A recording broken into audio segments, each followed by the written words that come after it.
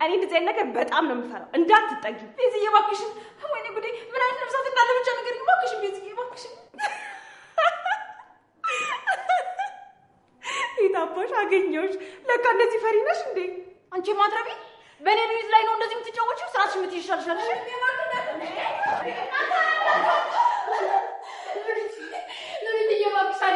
ወንድሜ በግራት ቤት ካልወሰድኩሽ እያለ ነው። እዛ ከሄድኩኝ ደግሞ ዶክተሮቹ ለማስታወስ እንዲረዳሽ ብለው መድኃኒት ይሰጡኛል። እኔ ደግሞ በፍጹም መድኃኒት መውሰድ አልፈልግም። መድኃኒት አንዴ ናታንዬ፣ እሷ እኮ በደንብ ደህና ነች እኮ። ደግሞ አስገድደህ እሷ መውሰድ የለብህም። ይኸውልህ እሷ የሚያስፈልጋት እንክብካቤ ነው። እሱን ደግሞ እኛ ያለን በደንብ እንንከባከባታለን። እንዴ ጽዮን፣ መድኃኒት አትፈልጊም እንዴ?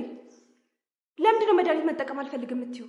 ቆይ ወንድምሽንስ በዚህ ልክ ለምንድን ነው የምታስጨንቂው? ከሰገነቱ እንዳትወድቅ መውረጃ፣ ከጉድጓዱ እንዳሰምጥ መውጫ መሰላል ነው።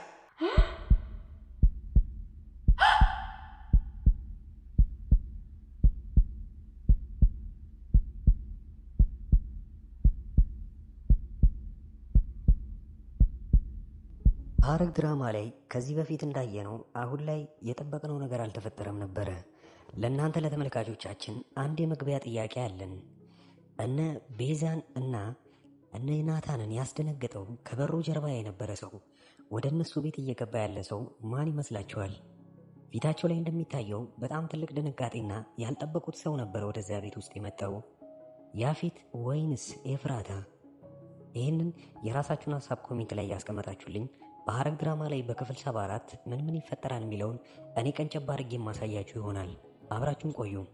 በመጀመሪያ እንዳየነው ሰርጉን እነሱ ሙሉ ለሙሉ አክሽፈነዋል ብለው ቢያስቡም ነገር ግን ያፌት የራሱን እቅድ ቀደም ብሎ ስላሰበ እነሱ በፍርድ ቤት አንድ ቀን ቀደም ብለው እንደተፈራረሙ ራሷ ኤፍራታ ተናግራ ነበረ። ይልቁኑ የኔን እቅድ ነበር ያበላሻችሁብኝ ብላ ናታንን ስትወቅሳቸው ነበረ። ናታን ከራሱ የሚጠበቀውን አድርጓል። ጎንበስ ብሎ ቀለበቱን አድርጎላት ነበረ። ታዲያ ያንን ቀለበት መቀበል አልቻለችም። ናታን በንዴት ራሱን መቆጣጠር አልቻለም። ታዲያ ምንድነው የምትፈልጊው ነበር ያላት። ራሱ የያፌት ዘመድ እንኳን እናንተ እነሱ ከተዋደዱ ምን ያርጉ? ምንድነው ድክመታችሁ?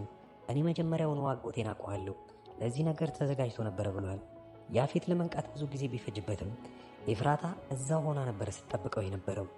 እኛ በማንኛውም ሰዓት ያፌት የእናንተን ሙሉ ለሙሉ ቤተሰብ ማጥፋት ይችላል፣ እያንዳንዳቸውን ሰዎች የሚቆጣጠር ወይንም የሚጠባበቅ ሰው ነበረው፣ ለእያንዳንዳቸው ካሜራ ገጥሞ። ሌላው የጽዮን ጉዳይ ነበረ። ጽዮን ብዙ ነገሮችን እያስታወሰች መታ በስተመጨረሻም የሉሊትን ጉዳይ ሙሉ ለሙሉ አውቃባታለች። እዛ ሽንት ቤት ውስጥ ሆን ብላ እንደጣለቻትና ከዛ በኋላ መርሳት እንደቻለች አሁን ላይ ግን አስታውሳ በንዴት እሷን ማናገር አልፈለገችም። እስብላ ከዛ ቤት ውስጥ ማስወጣት ነው የፈለገችው። ታዲያ አሁን ላይ ግን እያወቀችባትም ለማንም ሳትናገር እያስመሰለች እሷን ስር በስር ለመጉዳት አስባለች። ናታንም የኤፍራታ ጋር ያለውን ነገር ሙሉ ለሙሉ እርግፍ አድርጎ ትቶታል። ያ ማለት አሁን ላይ እሷ እርዳታ የሚያስፈልጋት አይደለችም። ሆን ብላ እንደገባችበት አይቻለሁኝ። ቀደም ብላ ባትፈራረም ኖሮ እሷን አስገድዷት አይደለም ብሎ እያሰበ ነው ያለው። ሌላው የቤዛ ጉዳይ ሁሉንም ያስደነገጠ ነገር ነው። እስር ቤት እያየን እያለ እኔ ከዚህ ልውጣ እንጂ እያንዳንዳቸውን ከዛ ቤት እያስወጣለሁ የሚል ነበር እቅዷ። አሁን ላይ ግን በጣም ጥሩ ሆናና በጣም ምስኪን ሆና ነው ሁሉንም እየቀረበች ያለችው። ናታንም እሱ ግራ እስኪገባው ድረስ አሁን ላይ ጥያቄውን መመለስ እንደማይችል እያወቀ ጽዮን እንኳን ጠይቀዋለች። እያስመሰለች ይሆን ወይንስ እውነትም ተቀይራ ነው ቤዛ የሚል ጥያቄ አቅርባላት ነበረ። ይህንን ግን መመለስ አልቻለም በሰዓቱ። ያፌት ገና ከእንቅልፉ እንደነሳ አጠገባቸው ያገኘው የራሱን ዘመድና ኤፍራታን ነበረ። ታዲያ ምን ሆኜ ነው ብሎ ሲጠይቃቸው እንኳን መልሳቸው የነበረው እነሱ ያንተን ሰርግ ለማበላሸት ሲሉ እኔ ውሃ እንድሰጥ አድርገው ነበረ ብሎ መለሰላት። ለነገሩ ይህን ነገር ቀድሜ ስለማውቀው ነበረ ትናንትና እንድንፈራረም ያደረኩት። አሁን ላይ ደግሞ ለዚህ ጥፋታቸው እያንዳንዳቸውን ዋጋ አስከፍላለሁ ብሏል። ለዛም ነበረ ከበሩ ጀርባ የነበረው ጥያቄ አሁን ላይ መልሱን ማግኘት ያለበት። ከበሩ ጀርባ ያለው ወይ ኤፍራታ ናት ወይንስ ያፌት ነው የሚለው ነገር አሁን መልሱ የተመለሰላችሁ ይመስለኛል።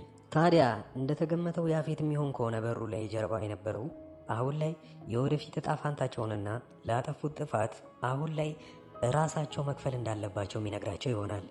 አሁን የወደፊት እቅዳቸውን ምን ማድረግ እንዳለባቸውንና ያጠፉትን ጥፋት በምን መልኩ መካስ እንዳለባቸው ከእኔ ታዲያ እነሱን ዋጋ የሚያስከፍላቸው ይሆናል። ያን የሚያደርገው የመጀመሪያ ጥያቄው የሚሆነው ይህንን እቅድ ያሰበው ማን እንደሆነ ነው። ያኔ ታዲያ ነጥሎ የሚያወጣት ቤዛን የሚሆን ይሆናል። ቤዛን ለብቻዋ ምን ሊያስከፍላት ይችላል? እሱ የሚያውቀው ነገር ቢኖር የራሱን ልጅ ቤዛ ሆድ ውስጥ የነበረውን ራሱ እንደገደለ ነው። ያኔ ግን ብዙም አልጸጸተውም ነበረ። ይሄኔ ታዲያ እውነተኛ ልጅን ከኤፍራታ አገኛለሁ ቢልም ኤፍራታ በሆዷ የያዘችው አንድ ሚስጥር አለ። የናታን ልጅ እሷ እንዳቀደችው ፈጣሪዋን ስትለምን እንደሰማ ነው። አሁን የራሴ የሆነ ልጅ ይኖረናል ምናልባት ከተሳካ የሚል ሀሳብ ነበራት። ታዲያ ይሄ ግን በጣም ትልቅ ሁኔታ ላይ የሚፈጠረው ምን ይመስላችኋል? ናታን ከእሷ ልጅ እንዳለውና ኤፍራታ እርጉዝ እንደሆነች ያፌት ሲሰማ ራሱ የሚተዋት ይሆናል። ይህ እቅድ በቀጣዩ ክፍል አብረን የምናየው ይሆናል። በሐረግ ድራማ ላይ በክፍል 74 የሚፈጠረውን ቀንጨብ አድርጌ ነግሬያችኋለሁኝ። በዚህ ድራማ ላይ ታዲያ ያላችሁን አስተያየት ሀሳባችሁን ኮሜንት ላይ ማስቀመጣችሁን እንዳትርሱ። ይህን ቻናል ከተመቻችሁ ካላችሁ ሰብስክራይብ እና ላይክ ማድረጋችሁን አትርሱ። እስከዛው ድረስ ግን መልካም ጊዜ።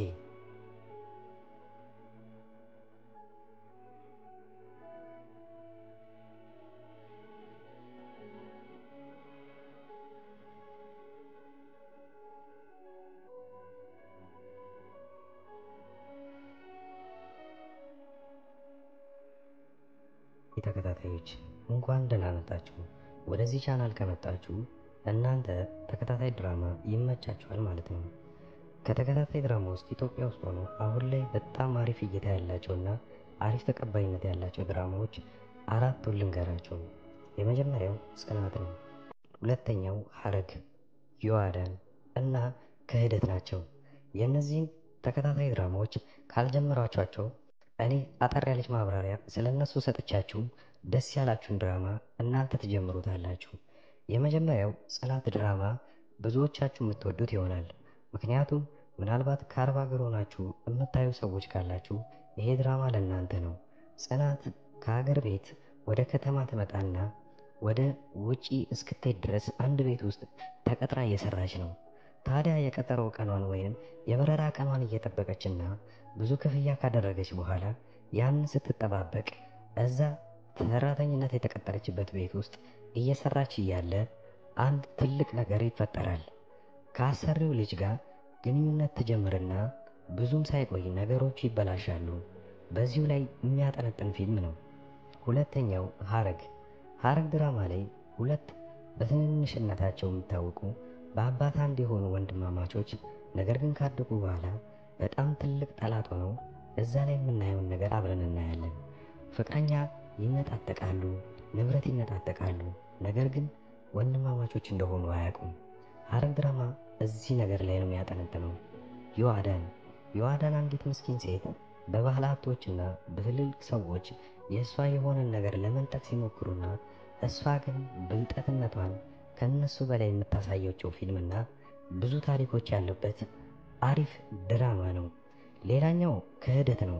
ክህደት የሚለው ፊልም አሁን ላይ በጣም አሪፍ እየታየ ያለ ነው። ክህደት አንድ ጓደኛውን በጣም የሚወዱት ሁለት ጓደኞች አሏቸው። ታዲያ በዚህ ጊዜ ጓደኛው የልቤ ጓደኛ ናቸው ብሎ ለእነሱ የማያረገው ነገር የለም። ብዙ ነገር አድርጎላቸዋል።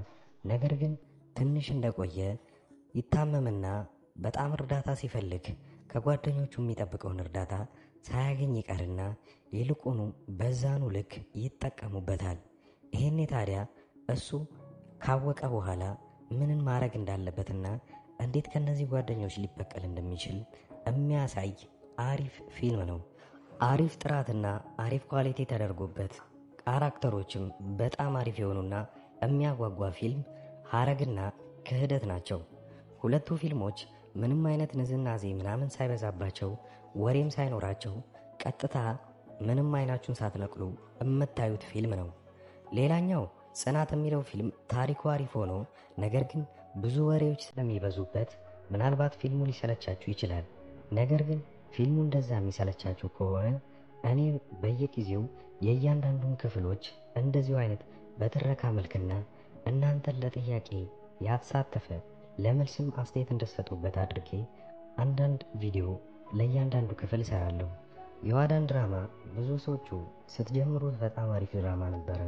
እስከ ክፍል 40 እና እስከ ክፍል 45 ያለውን ድረስ ብዙዎቻችሁ በጣም አሪፍ አድርጋችሁ ስታዩት ነበረ። ከክፍል 45 በኋላ የዳይሬክተሩ አቅጣጫ ፊልሙን ስለቀየረው ብዙዎቻችሁ ጠልታችሁትና የጥንቆላ ስነ ስርዓትን እያስገባችሁበት እኛ ከዚህ ምን መማር አለብን የሚለውን ካያችሁ በኋላ ለተከታታይ 2 ሳምንታት ፊልሙ ሳይለቀቅ ስለቆየ ረስተውት በዛው ትታችሁት ነበረ። ነገር ግን አሁን ተመልሳችሁ እንድታዩበት እምመክራችሁ አንድ ነገር አለ። የዋዳን ድራማ ላይ አሁን የዋዳንና ሳሚ ፍቅረኛሞች ሆነዋል። እዛ ቤት ውስጥ ያለ ወላጅ እየኖሩ ነው ያሉት። ምን ሊያጠፉ ይችላሉ፣ ምን ሊደረግ ይችላል የሚለውን አብረን የምናየው ይሆናል። እዛ ላይ ሂሩት የምትባል አንዲት መጥፎ ሆና የምትተውን ልጅ እዛው አካባቢ ላይ እብደትን ተከናውና ነገር ግን ጤነኛ ሆና እሷ እንዳትታሰር እያየችው ያለውን ስቃይ አሁን ላይ ማየት ይኖርባቸዋል ብዬ አስባለሁ። አዳዲስ የጀመሩ ተከታታይ ድራማዎችንና አሪፍ የሚባሉ ፊልሞችን በዚሁ ላይ በአንድ ድምፅ አድርጌ በጥሩ ሁኔታ ተርኬ የማቀርብላችሁ እኔ ዙበይር እባላለሁ። የቻናሌም ስም አዳዲስ ይባላል። እኔን ለማበረታታት ሰብስክራይብ ማድረጋችሁን አትርሱ። በቅርቡ 50 ሺህ ምንገባ ይሆናል። አሁን ላይ 40 ቤት እንዳለን አትርሱ። ስለዚህ እባካችሁ አዳዲሶች ሰብስክራይብ በማድረግ በማበረታታት